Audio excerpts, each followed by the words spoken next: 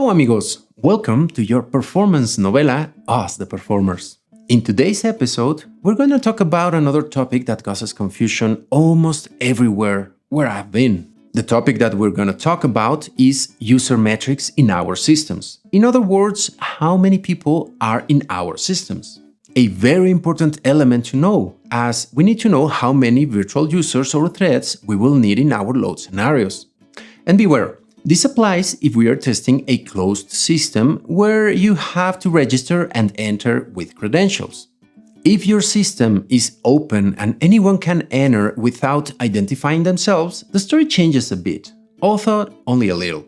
But for now, we're going to focus on the number of users in closed systems, those where you have to get your login and password to get in. Now, generally, from these numbers we define how many users we need to simulate, using a realistic average number, or even using those numbers to create a perfect storm scenario, and many other types of scenarios.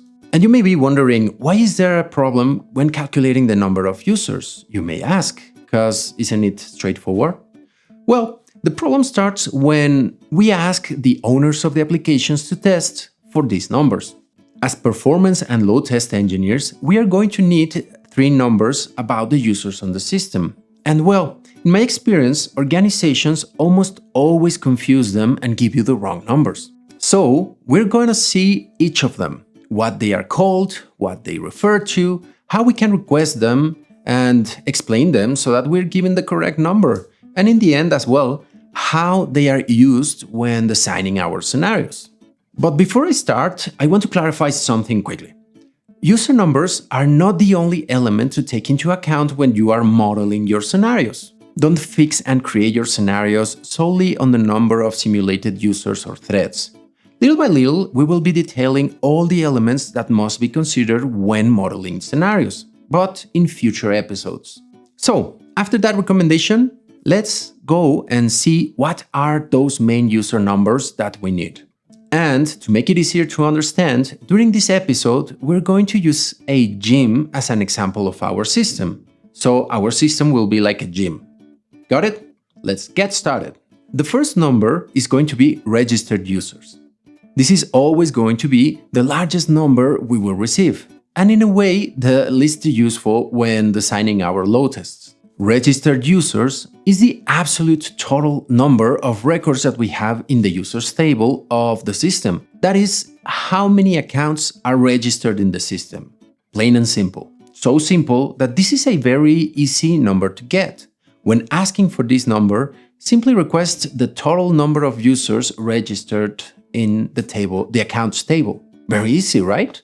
We are going to use this number only to simulate or cap up the worst and biggest scenarios in life that can occur in our system. But beware, as these scenarios are rarely needed. To exemplify, consider the gym that I mentioned earlier. The gym sells memberships, most of them in January, with all the people arriving with their New Year's resolutions. The people who register at that moment are many. But many of those registered in January won't return after February or March. But even so, their memberships are still active in case they ever want to return. In performance and load testing, it is important to know the number of registered users. This is in case one day we need to do a test to see what would happen if absolutely everyone registered decides to enter. I don't know, as an example, if a study comes out saying that COVID is cured with exercise, well, most probably all your registered users or gym members will want to attend at once. There, we would have an extreme scenario that could happen in your system. Also, think like payday, where maybe in the system no one gets paid if they don't log into it. There, you can be sure that everyone will be singing on payday.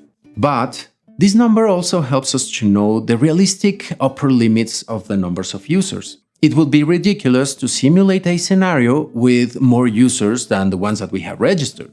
But as you can see, they are very rare scenarios. So let's move on to the next one. The second one is active users. This user metric refers to the number of active users in the system, another number that might be confusing regardless of the simple name it has. As the name implies, this number refers to the number of users who generally have activity on the system. Attention here to the keyword generally, as it refers to the number of users that commonly enter your system, either for long periods or briefly from time to time. This number is going to be smaller than the registered ones that we saw earlier, since there are always users, as I said, who only register and rarely enter. I mean, they are not so active, or flat they could be inactive. This is a somewhat difficult number to calculate, a little bit, as the problem is defining an active user that is a bit subjective. The question would be, do we count as active someone who enters just once a month, minimum once per week, or 3 times a week? Daily? Here, it'll be more up to managers to define this criteria. But once defined, it is just a quick search. We'll look for the users who have entered a certain amount of times in the last given number of days, and that the ones that last entered no more than a certain time ago. To make it a bit clearer, let's go with the example from the gym, where we already saw that many have a membership that they got in January, but that in February or March they stopped going. Active users here are those who, no matter how frequently they go, they do not stop attending throughout the year, even once a week, once every day, or the ones that just go there to shower in the morning. They are the active ones. This number, like the previous one, will not be used as often, but it is very important to have it for several reasons. First, it gives us an idea of the ratio between registered and active. And on the other hand, we can use it when modeling rush hours or stress scenarios. In a stress scenario, which is smaller or less than that of the perfect storm that we mentioned earlier, on the stress scenario we want to simulate a higher than average number of users, but also to know how higher to increase users in a realistic way. Back to the example, here the gym may be in vogue, maybe because of all those New Year's resolutions that we mentioned, or something like that. It would be somewhat realistic to think that most active people we go into the gym on the first day of the year when the gym just opens. That's why we might need it.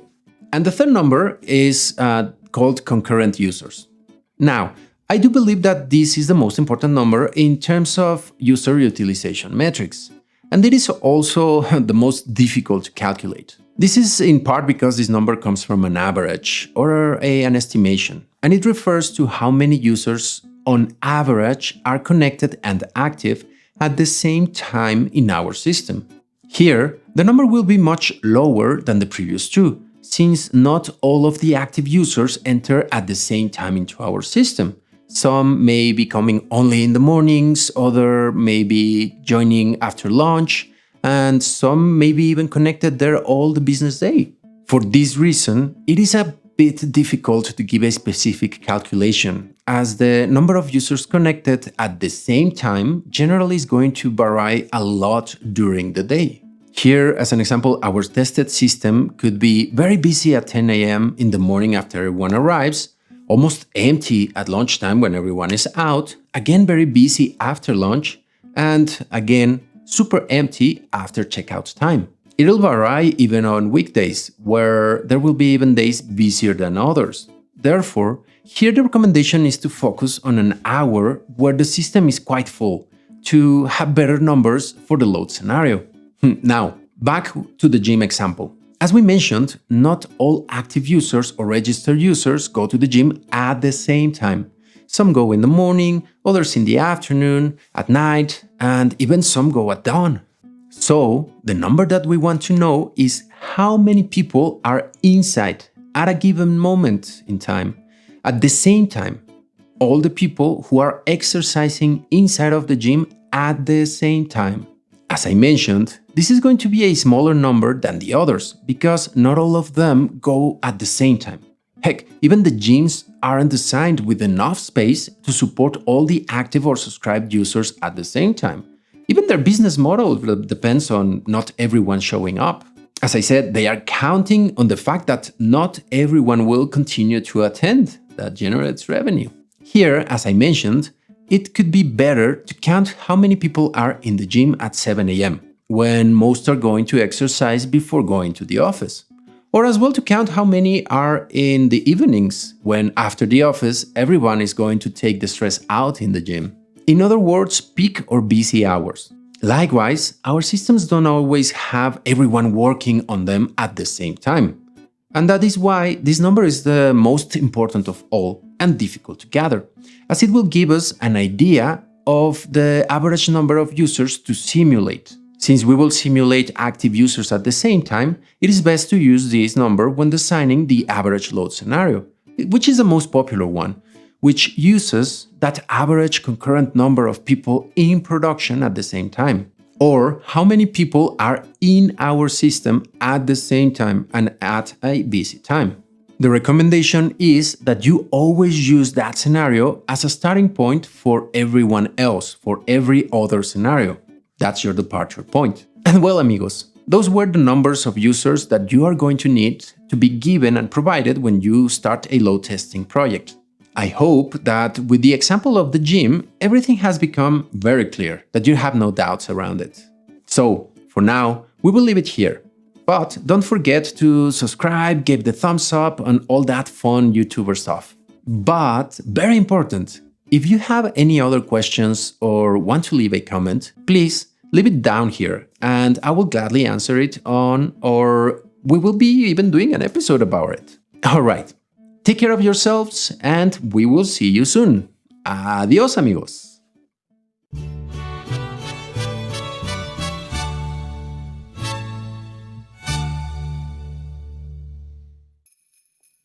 Hola, amigos, and welcome to this end of this first Us the Performance season on this 2020 fatidical year that we just had and are about to be done with. I wanted to thank you to endure and follow up and help me building up this channel. I just want to share the knowledge as much as possible. But given that the year is finishing, the season as well is finishing, as you can see, there are some changes going on here, preparing for this 2021 that I really hope is gonna be way better than 2020. That's not a high bar, right? But now this is going to be the end of this first season. I want to thank you because I'm gonna take a pause. I need to charge batteries and start writing lots of scripts for new and full of knowledge content that I want to be pushing this next 2021. So without nothing else to say, I want to thank you very much for enduring all this year, all this season, and I look forward to 2021. I want to wish you happy holidays, stay safe, stay healthy, take care, and lots of besos. Adiós, amigos.